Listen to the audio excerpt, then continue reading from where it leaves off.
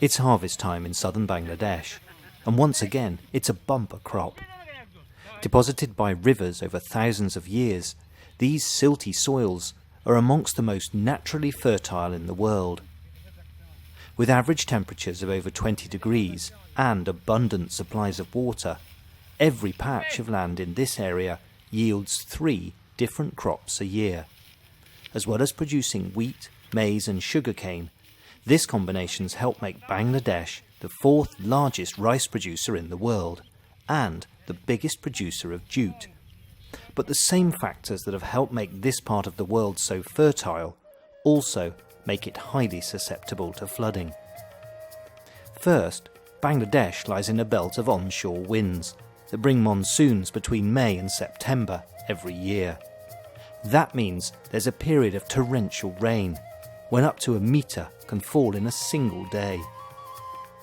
Second, at just 10 degrees north of the equator, Bangladesh lies right in the path of tropical cyclones. Third, the river basin or area drained by Bangladesh's 3 great rivers is nearly 1.7 million square kilometres. That's 12 times bigger than the country itself, and 7 times bigger than the UK. The basin stretches almost as far as Pakistan in the west and extends across the Himalayas in Nepal, China and Bhutan. Essentially, Bangladesh is a giant floodplain, made up of silts and sands laid down by the mighty rivers that flow through it. And that not only makes it extremely flat, but also very low-lying. More than half the country is less than 12 metres above sea level, and that's the 4th reason it's susceptible to flooding. Around 20% of the country is inundated every year. We don't tell it flood,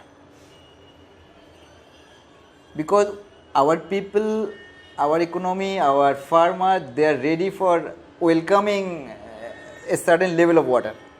If it is more than that, it starts causing devastation to damage to crops, road, everything, then it is problem. And then this sort of flood is coming now in our statistics, now is 1 in 5 years.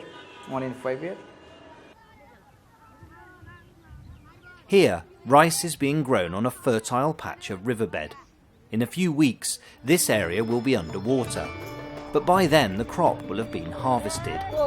It's just one example of how farmers have developed ways of working with the natural flooding cycle to increase their yields.